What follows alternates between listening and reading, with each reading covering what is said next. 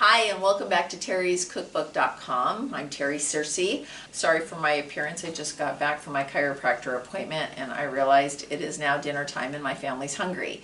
So I went to the refrigerator and this is kind of what I found.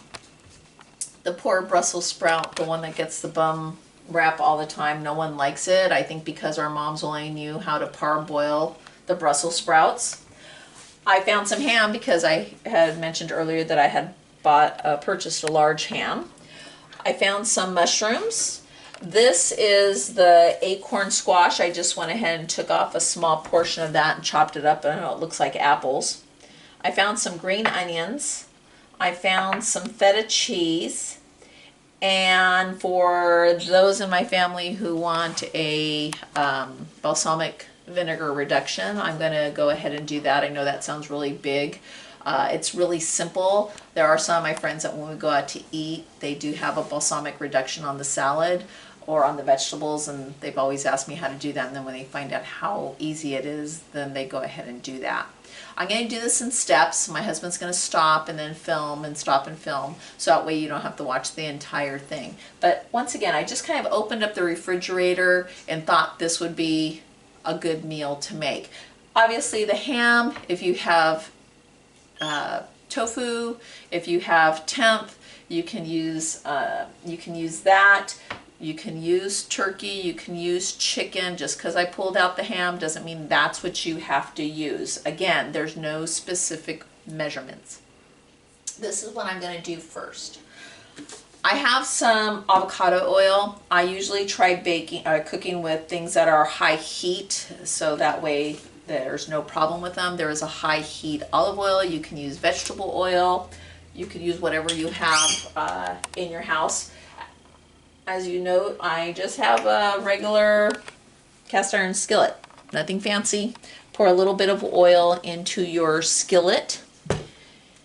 And I have my flame on. My oven, my stovetop is a little strange, so low is actually still a little high. I like it on a medium, and actually for me this is kind of my medium point right here. It's going to be different for you, all right? I do have to note that during the filming, if my smoke alarms go off, first of all, I'm not going to be using my fan, so that's going to be one of the issues. And the other issue is that I do live in a smaller home, that we have more smoke alarms because we're in a wildfire area, and sometimes those go off. So if my husband's filming, all of a sudden it goes off, we're going to try shutting it off in time, unless I'm doing something really important. So what I'm going to do is, because my ham is already cooked, it's been smoked, I'm going to save that for last. I'm going to start off with the Brussels sprouts, and I'm going to start off with the acorn squash, and I'm going to sear these. I can do this in the oven if I choose to do so. I didn't want to do it in the oven because a lot of people still say, Terry, how do you get this sear on your Brussels sprouts? So I'm going to do everything in one pan. That way it's easy. I went ahead and I rinsed them off. Hopefully yes, it is now warm enough. I'm cut them in half, and I'm going to be placing them face down. And I'm going to go ahead and fill up my skillet with this facing down.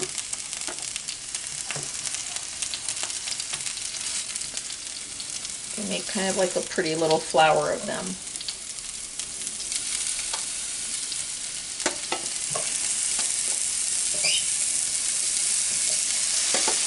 This is going to take approximately 2 to 3 minutes to sear these, and then I'm going to go ahead and sear the rest of them. I'm going to have my husband shut the camera off right now. I will show you in about 2 minutes how they're going to look when they are seared, and then what I'm going to do next. So I'll be right back.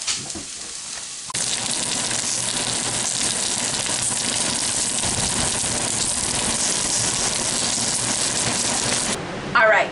This is what my Brussels sprouts look like. They don't have to be really seared too much. I just have them a little bit on the brown. And by throwing them back into the pan, they're kind of coating themselves with the oil, so that'll be perfect for later on. All right, I am going to move on. I'm going to use a little bit more oil again. And just to let you know that I did put a second few drops of oil for the last of my Brussels sprouts because they all didn't fit in the pan. I'm going to go ahead and I'm going to take my acorn squash, put that into the pan, and I want to sear that a little bit. And then I'm going to throw in hands here. So I want to sear them just like the Brussels sprouts, just a little bit. They don't have to be charred or anything like that. If you have zucchini, you can use zucchini. If you just want to use Brussels sprouts, you can make this meal. I had a choice. I had green beans in the refrigerator, so I thought I would show you the Brussels sprout. So I'm just going to let these brown a little bit.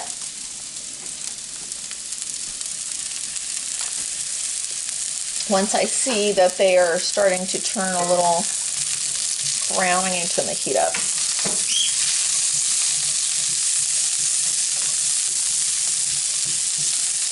If you live in an apartment, you might need to open up your door.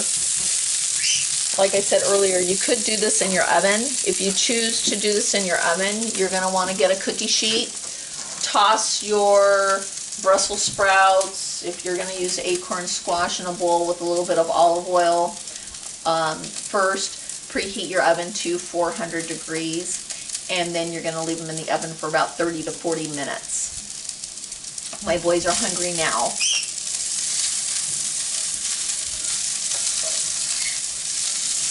So I don't have 30 to 40 minutes. I'm starting to see that some of my acorn is now browning. So that's a good sign to tell me to go ahead and throw in, I'm going to throw in some mushrooms because I had some mushrooms and I don't want them to go bad.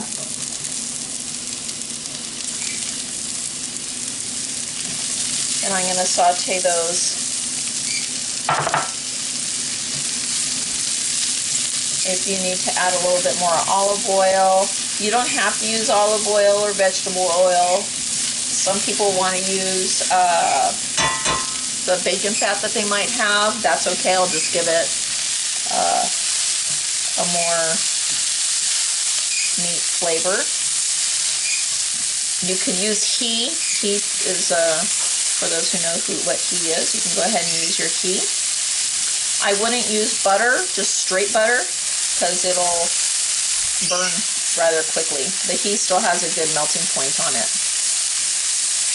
I'm going to have my husband shut the camera down right now. I'm going to just let these sit and saute for a minute. We'll be back so you can see what they look like before I go ahead and add my green onions and do the last couple of steps. I'll be right back. Okay, this is how you want your mushrooms to look if you're going to be using mushrooms. One got away.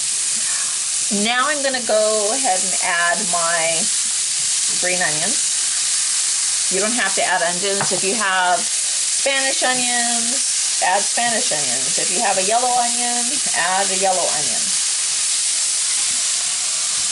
It's whatever you have right now. At this point, now that I have my onions thrown in there, remember I mentioned that my Brussels sprouts kind of self-toss themselves into the oil, the olive oil. I'm going to go ahead and put my Brussels sprouts in there and toss it around just a little bit more. And I'm going to get my ham. Like I said, this was already smoked. If you're using tofu, you want to sear that before. You can go ahead and do that. Those people that eat tofu know how to prepare it. It looks a lot nicer when it's seared than just tossing it in there. Somehow when I son and my husband walk in and they see something on the stove, they know it's gonna be, the cooktop, they know it's gonna be done. If it were in the oven, they'd be asking me, is it almost ready? Is it almost ready? It's a psychological thing. I'm not going to use too much seasoning because of the ham having salt. I'm just gonna very lightly season it, and I'm gonna throw in, I found some feta cheese that also is a little salty. I'd rather that everybody salt their own accordingly, especially if you have people that are high blood pressure. We're all sitting around a little bit more, honestly. How many of us are thinking about working out and then actually do it? Maybe not too many of us, especially if it's been raining. It's been raining in California, so going out for a walk is not something I care to do right now. I'm going to take about 2 tablespoons of water. I have a lid. If you don't have a lid that fits your pan, you may have another pan that you can put on top of the pan, invert it. That way it can help steam it. So I'm going to pour this in the middle just to create some steam. I still have my flame not very high, and I'm going to let this go for about 10 minutes. I'm going to check to see what the Brussels sprouts are like. I don't like my vegetables mushy. I like them to have a little bit of a bite, and I'll just go ahead and toss it around. So I'm going to let it go for about 10 minutes and see what they look like. At about 5 minutes, I'm going to check it just to make sure in case I need to turn the flame down a little bit, or if I need to turn it up. At this point, this is when I start telling the boys to start cleaning up. I'll be right back. And we're back to check to see what's happening here. Now, in the time that I've been letting this go, I went ahead and did toss it once. If you're going to be doing this in the oven, you're not going to be adding water to it because you want to completely roast your Brussels sprouts, so it'll be more crisp, not softer like this. All right, I'm going to go ahead and I'm going to turn off the flame, and I'm just going to let it sit. Right now I'm going to show you how to make a balsamic reduction in case you want to add a balsamic reduction to it. You could put it on the side. You can also save the balsamic reduction at a later time if you're going to have a salad. It makes it really nice. I'm going to move this out of the way so you guys can see what I'm doing.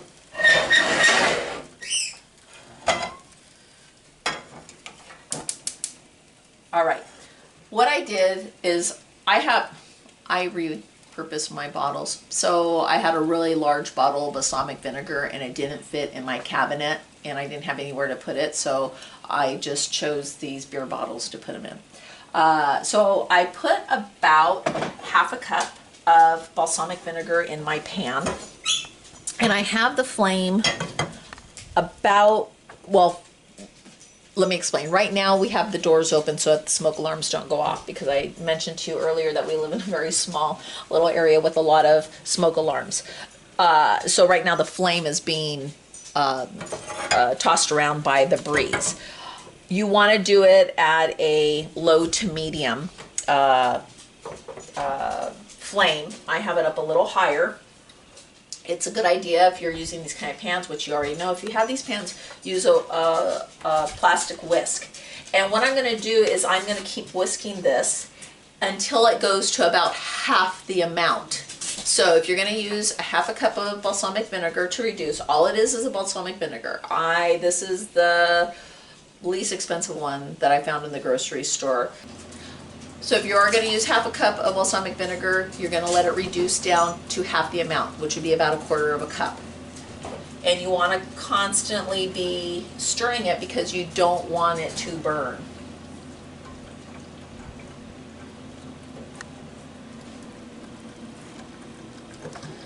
This process can take anywhere between maybe about 4 to 5 minutes, depending on the amount of liquid you have in there. And as I said, my flame is moving quite a bit because we have the doors open so that my smoke alarms don't go off, because I didn't want to put the vent on so it doesn't interrupt our filming.